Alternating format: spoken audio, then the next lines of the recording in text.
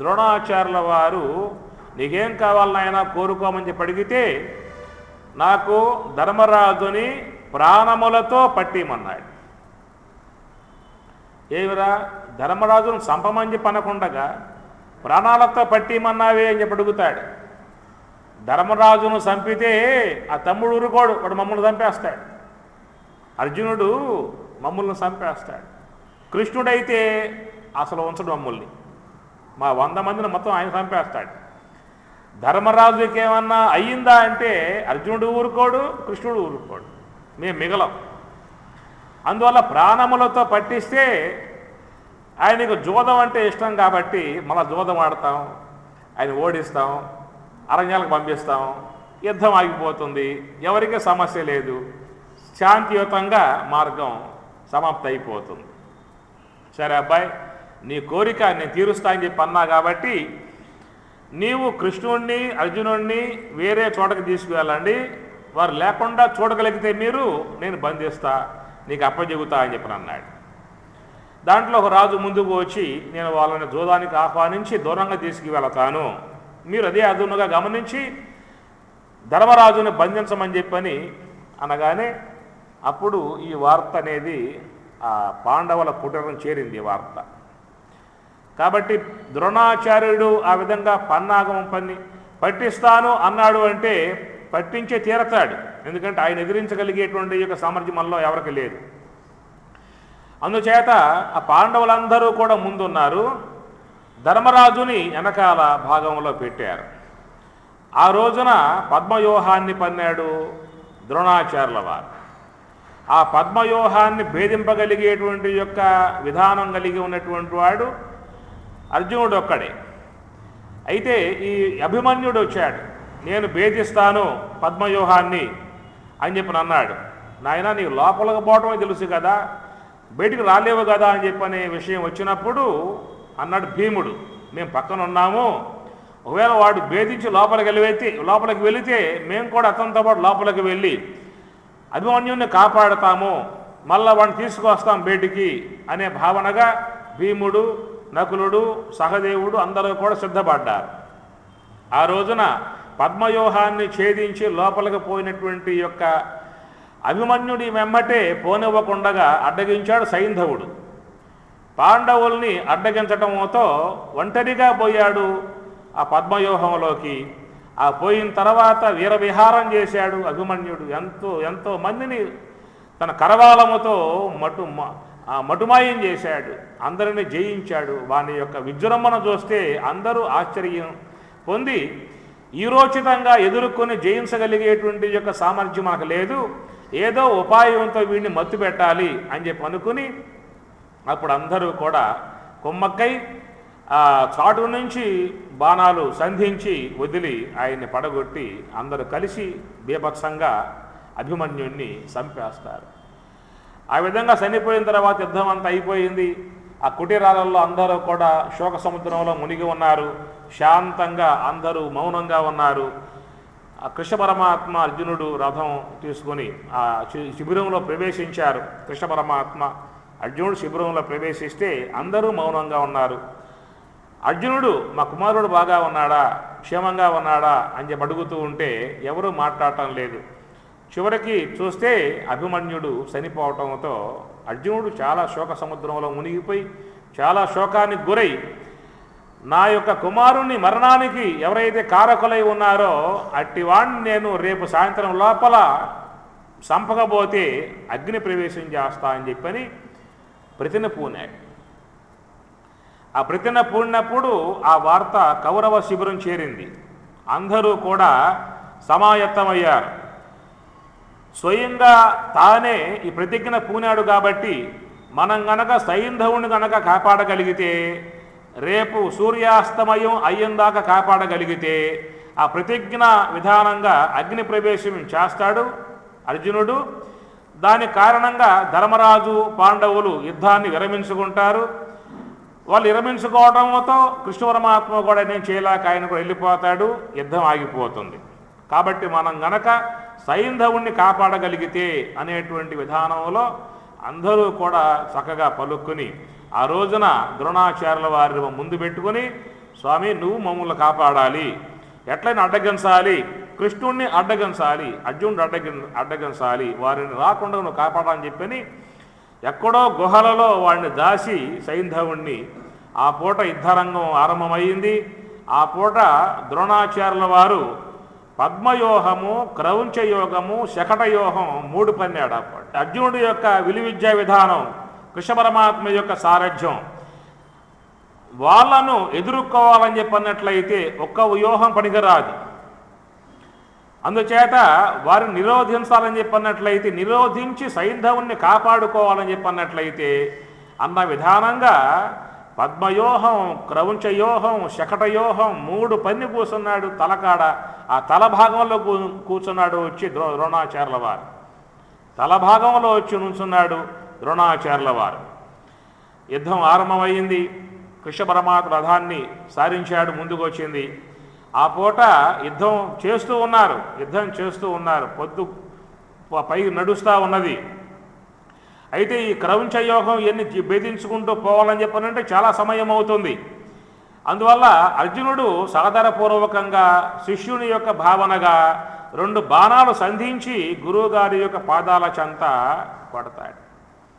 స్వామి నమస్కారం, ఈ పూట మాకు చాలా పెద్ద పని ఉన్నది, నువ్వు అడ్డుపడవద్దు, మాకు కనికరించండి, మీరు దయ చూపితే మేము లోనకు పోయే అవకాశం ఏర్పడుతుంది, లే కాలయాపన అవుతుంది అని చెప్పని భక్తిపూర్వకంగా వినయపూర్వకంగా శిష్య భావనతో 2 బాణాలు సంధించి ద్రోణాచార్యుల వారి యొక్క సమ్ముఖాన వదలటంతో ఆ భావాన్ని గమనించి శిష్య వాత్సల్యంతో, పాండవులంటే వాళ్ళకి ప్రీతే, అయితే ఆ పక్క ఉన్నారు, ఆ పక్క కూడుతున్నారు కాబట్టి ఆ పక్క పని చేయాలి, అట్లా చేస్తున్నారే కానీ మనస్సంతా ఆ పక్కే ఉన్నది.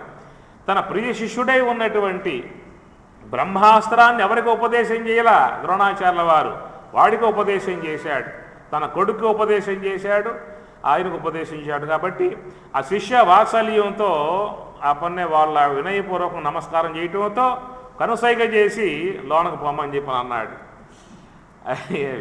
ఆ లోనకు అడుగు పెట్టారు. ఆ పన్ని అడుగుపెట్టి క్రౌంచయోహం, పద్మయోహం మొత్తం ఛేదించుకుంటూ పోతూ ఉంటే టైం సాగటం లేదు. అర్జున ఏమిటి నువ్వు తాత్సారం చేస్తావు కానీ ఏం చెప్పంటూ ఉంటే ఎంత చేయాలి, అడ్డుపడుతున్నారు అందరూ వచ్చేసేసి.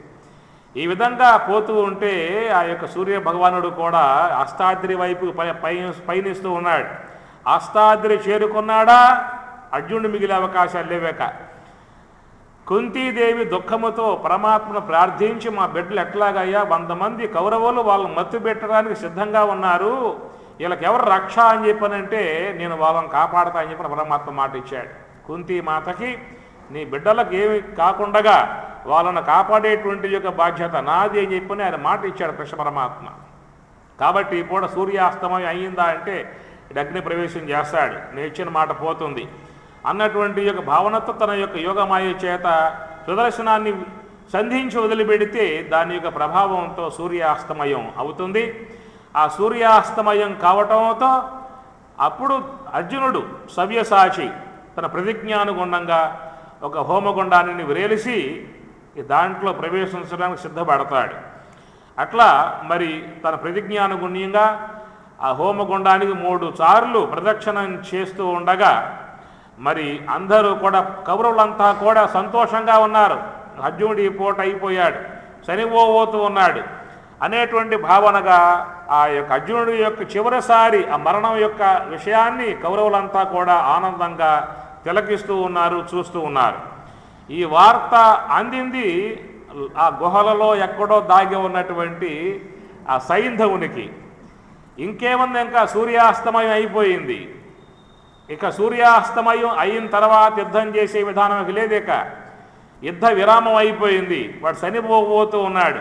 ఆ చనిపోబోయేటువంటి వాడి యొక్క మరణ రూపాన్ని మనం కన్నులారా చూద్దామని చెప్పేసి వాడు ఆ గుహ నుంచి బయటికి వచ్చి ఆ శిఖరాగ్రమంలో, పర్వత శిఖరాగ్రమంలో చేరి వాడు ఆ మరణ దృశ్యాన్ని చూడబోతూ ఉంటే పరమాత్మ తిలకిస్తూ ఉన్నాడు. ఎక్కడ ఉన్నాడు వీడని చెప్పని పరమాత్మ ఆలోచన పరమాత్మకు ఉన్నది. ఎక్కడ వీడిని ఎక్కడ దాశారు అని చెప్పని అనుకుంటూ ఉంటే ఆ పరమాత్మ కంటికి కనబడ్డాడు. ఎవరో ఆ సైంధవుడు ఆ శిఖరాగ్రమంలో కొండల మీద ఉన్నటువంటి వాడు. అర్జున ధనస్సును సంధించమని చెప్పి అన్నాడు. కృష్ణ మన ప్రతిజ్ఞ ప్రకారంగా సూర్యాస్తమయం అయ్యింది కదా అని చెప్పి అన్నాడు.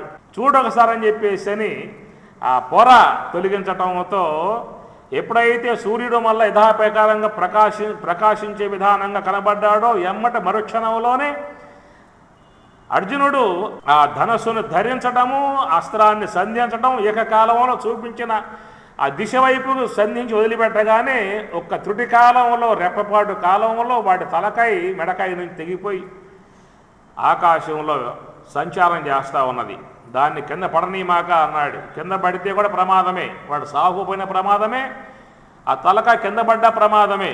ఎందుకంటే ఆ సైంధవుని యొక్క తండ్రి తపస్సు చేసి పరమేశ్వరుని మెప్పించి మా వాని యొక్క శిరస్సును ఎవరైతే యుద్ధరంగంలో నేల పడగొడతారో వాళ్ళ యొక్క శిరస్సు 1000 వక్కలయ్యేట్లుగా ఆయన వరం కోరుకుంటాడు. కాబట్టి ఈ వరం ఆయనకున్నది. అందువల్ల నువ్వు ఆ శిరస్సును కింద పడనీమాక అని చెప్పి అన్నాడు. మరి అంచేపు కొట్టాల పైన అని చెప్పి అన్నాడు. ఈ విధంగా ఫలానా ప్రదేశంలో ఫలానా చోట నది సమీపములో అర్ఘ్యపాద్యము సమర్పిస్తూ ఉన్నాడు. ఆయన దోషిట్లో పడేట్లు కొట్టమని చెప్పి అనగానే బ్రహ్మాస్త్రం సంధించి ఆ బ్రహ్మాస్త్రాన్ని సంధించగా ఆ బ్రహ్మాస్త్రం తీసుకుపోయి అతని యొక్క దోషిట్లో పడేయటంతో ఒక్కసారిగా జుగుప్సగలవాడై వేహ్య భావనతో ఆ శిరస్సుని కింద పడేశాడు. ఆ పడేయటంతో అతని చేతి నుంచే ఆ యొక్క శిరస్సు కింద పడింది కాబట్టి అతని శిరస్సు 1000 వక్కలైపోతుంది. ఆ విధంగా మరి ఆ పూట ఆ సైంధవుణ్ణి సంహరించడానికి పద్మవ్యూహం, క్రౌంచవ్యూహం, శకటవ్యూహాలను భేదించుకుని అంత లెక్క పోగలిగితే ఆ సైంధవుని యొక్క వధ అనేది జరగటం మనం భారతంలో చూస్తాం. అదొక యుద్ధం. క్రౌంచవ్యూహం, పద్మవ్యూహం, శకటవ్యూహాలు ఏ విధంగా ఇవన్నీ పన్ని కౌరవులంతా ఉన్నారో అట్లా ఈ యొక్క ఆత్మరాజ్యంలో, ఆత్మజ్ఞానంలో, ఆత్మ సింహాసనాన్ని అధిష్ఠించడానికి ఉన్నటువంటి వాళ్ళు కూడా పరమాత్మ యొక్క అనుగ్రహం. పరమాత్మ అంటే ఈశ్వరుడు. మహతి స్యందనే స్థితౌ మాధవ పాండవశ్చైవ దివ్యౌ శంఖౌ ప్రదద్మతు అని చెప్పన్నట్లుగా మొన్న మీకు చెప్పే ఒక విషయాన్ని, పరమాత్మ సర్వేశ్వరుడు, కృష్ణ పరమాత్మ అంటే ఈశ్వరాంశ గలవాడు, అర్జునుడు జీవాంశ గలవాడు. అందువల్ల కృష్ణ పరమాత్మ ఈశ్వరాంశ. మనలో ఉన్నటువంటి యొక్క ఈశ్వర స్థలం, ఘరాన స్థలం, ఈ 3 కూడా జీవుని యొక్క స్థలాలు. అనగా కారణదేహం జీవుని స్థలం, సూక్ష్మదేహం జీవుని స్థలం, స్థూలదేహం జీవుని యొక్క స్థలం. కారణదేహస్థుడే ఉన్నటువంటి యొక్క జీవుడు, అవిద్యా ఉపాధి కలిగి ఉన్నటువంటి యొక్క ఈ జీవుడు సూక్ష్మదేహంతో సంబంధం పడి స్వప్నానుభవాన్ని పొందుతూ ఉన్నాడు. అట్టి జీవుడే స్థూలదేహం యొక్క సంబంధాన్ని పొంది జాగ్రత్త లోకములో విషయభోగాలని భోగిస్తూ ఉన్నాడు. అందుచేత ఈ 3 కూడా జీవుని యొక్క స్థానములు. ఈ 3 దేహాలు జీవునికుంటాయి. స్థూలదేహము, సూక్ష్మదేహము, కారణదేహము, ఈ 3 కూడా జీవునిని అనుసరించి ఉంటాయి, జీవుని యొక్క ఆశ్రయంలో ఉంటాయి. అనగా జీవుడు ప్రధానంగా ఉన్నదేమో కారణదేహం, ప్రధానముగా ఆయన యొక్క ఉనికి, అతని యొక్క నివాస స్థలం కారణదేహం, అజ్ఞాన ఉపాధి. ఈ సూక్ష్మదేహాన్ని వాడుకుంటాడు, ఈ స్థూలదేహాన్ని వాడుకుంటాడు. ఎంతకాలం ఈ స్థూలదేహం వాడుకోవటం అని చెప్పనంటే ఈ స్థూలదేహానికి ప్రారంధం ఉన్నంత వరకు ఈ దేహముతో ఈ లోక వ్యవహారం చేస్తాడు, ఈ విషయాలను భోగిస్తాడు. ఎప్పుడైతే ప్రారంధం అనేది అయిపోయిందో ఈ దేహం కాస్త పోతుంది. అయితే ఆ సూక్ష్మదేహములో కర్మవాసనలు ఉన్నాయి కాబట్టి ఆ కర్మవాసనల యొక్క సహకారముతో మరొక దేహాన్ని పొందుతూ ఉంటాడు. అయితే సూక్ష్మదేహం మాత్రం శాశ్వతముగా ఆ జీవుని యొక్క అధీనంలోనే ఉంటుంది. జీవుని యొక్క పరమై ఉండేది సూక్ష్మదేహము. అయితే ఆ సూక్ష్మదేహములో ఉన్న కర్మవాసనలు ఈ స్థూలదేహానికి ఆధారంగా అవుతాయి కాబట్టి ఆ కర్మవాసనల అనుగుణ్యముగా మనకి దేహం వస్తుంది. అందువల్ల మనం ఈ దేహము ద్వారా సుఖదుఖాలని పొందుతూ ఉంటాం. కాబట్టి 2 ఉన్నాయి ఎక్కడ దేహాలు, ఒకటి స్థూలదేహం, ఒకటి సూక్ష్మదేహం. సూక్ష్మదేహము అంటే ఇంద్రియాత్మికమై ఉన్నదేమో సూక్ష్మదేహం, గోళకాత్మికమై ఉన్నదేమో స్థూలదేహం. కాబట్టి ఈ స్థూలదేహాలు కొద్ది కాలం ఉంటాయి, పోతూ ఉంటాయి. కానీ సూక్ష్మదేహం అట్లా పోవటానికి వీల్లేదు. ఆ సూక్ష్మదేహం అనేది జీవుని అధీనంలో ఉండి ఎల్లప్పుడూ కూడా జీవునితోనే ఉంటుంది. కాబట్టి ఇక్కడ మనం చెప్పుకున్నట్లయితే ఒకటి స్థూలదేహం, ఒకటేమో సూక్ష్మదేహం. సూక్ష్మదేహముతో కలిశాడా స్వప్నలోకంలో వ్యవహరిస్తాడు, స్థూలదేహముతో కలిశాడా జాగ్రత్త లోకంలో వ్యవహరిస్తాడు. జాగ్రత్త లోకంలో వ్యవహరించటం అని చెప్పనంటే ఇంద్రియాలు సహాయంగా ఉన్నాయి కాబట్టి ఆ ఇంద్రియాల సహాయముతో ఈ లోకంలోకి పోతాడు. ఇంద్రియాల సహాయం లేకపోయిందా అంటే ఈ లోకంలోకి పోలేడు. ఇప్పుడు చెవిటివాడు ఉన్నాడు, శబ్దాలు వినలేడు. గ్రుడ్డివాడు ఉన్నాడు, దృశ్యాలు చూడలేడు. అట్లాగా ఏ ఇంద్రియం లేకపోయినా ఆ విషయం తెలియబడదు. ఈ లోకములో ఉన్నటువంటివి మొత్తం 5 విషయాలే: శబ్ద, స్పర్శ, రూప, రస, గంధం. కాబట్టి 5 ఇంద్రియాల ద్వారా బయటికి పోయి ఈ బయట ఉన్నటువంటి యొక్క విషయ ప్రపంచాన్ని ఆస్వాదిస్తూ ఉన్నాడు. కాబట్టి విషయ ప్రపంచాన్ని ఆస్వాదించాలి అన్నట్లయితే ఇంద్రియాలు ఉండాలి. ఇంద్రియాల సహకారం లేకుండా బయటికి పోయే అవకాశం లేదు. లోపల ఉండాల్సిందే. చెవి లేదు, కన్ను లేదు, జిహ్వేంద్రియము లేదు, ఘ్రాణేంద్రియము లేదు, త్వగేంద్రియము లేదు అనుకోండి, ఏ విషయం తెలియబడదు. జిహ్వేంద్రియం లేకపోతే రస విషయం తెలియబడదు, ఘ్రాణేంద్రియం లేకపోతే పృథివీ సంబంధ గంధం తెలియబడదు, నేత్రేంద్రియం లేకపోతే ఈ దృశ్యములు తెలియబడవు, శ్రోత్రేంద్రియం లేకపోతే శబ్దాలు తెలియబడవు. ఈ లోకములో ఉన్నటువంటివి ఇవే: శబ్దములు, స్పర్శములు, రూపములు, రసములు, గంధములు. ఈ బయట ఉన్నటువంటి యొక్క విషయ సముదాయాన్ని తెలుసుకోవాలన్నట్లయితే ఇంద్రియములు కావాలి. కాబట్టి ఇంద్రియముల యొక్క సహకారముతో ఈ స్థూల దేహము ద్వారా బయటికి పోయి బయట ఉన్నటువంటి యొక్క విషయ ప్రపంచాన్ని ఆస్వాదిస్తూ అనుభవిస్తూ ఉన్నాడు. అయితే సూక్ష్మదేహముతో సంబంధం పడ్డప్పుడు ఆ సూక్ష్మదేహములో సంస్కారములు ఉన్నాయి కాబట్టి ఆ సంస్కారాల యొక్క ప్రభావంతో ఏ స్వప్నలోకం నిర్మాణం చేయబడుతుందో ఆ స్వప్నలోకంలో అక్కడ వ్యవహరిస్తాడు. 2 లోకాలు: స్వప్నలోకము, ఈ యొక్క భౌతిక లోకము. ఈ భౌతిక లోకాన్నేమో ఇంద్రియాల సహాయముతో దర్శిస్తాడు. ఈ స్వప్నలోకాన్ని సంస్కారాల యొక్క సహకారముతో ఆ స్వప్నలోకాన్ని వ్యవహరిస్తూ ఉంటాడు. అందుచేత ఈ జీవుడు, ఈ కారణదేహస్థుడై ఉన్నటువంటి ఈ జీవుడు తాను ఈ రెండింటి యందే వ్యవహరిస్తాడు. ఉంటే జాగ్రత్త వ్యవహారము లేదా స్వప్న వ్యవహారము. అందుచేత సూక్ష్మదేహము, స్థూలదేహము. ఇది మహాకారణ స్థలం, ఇది ఈశ్వర స్థలం. ఇది కాబట్టి ఈ 3 జీవుడై ఉన్నటువంటి అతడు ఈ సూక్ష్మదేహము, స్థూలదేహము ఈ రెండింటితోనే ఉన్నాడు. కానీ ఈ మధ్యలో ఉన్నటువంటి ఈశ్వరుని యొక్క స్థలానికి ఏనాడు కూడా వాడు పోయింది లేదు. ఏనాడు పోయింది లేదు. హంసతో ఉండటము అనేటువంటి విధానం మన జీవితంలో చూసినట్లయితే ఏనాడైనా ఉన్నారా? జీవుడుగా ఉన్నటువంటి యొక్క తాను రెండు లోకాలలో సంచారం చేస్తూ ఉన్నాడు.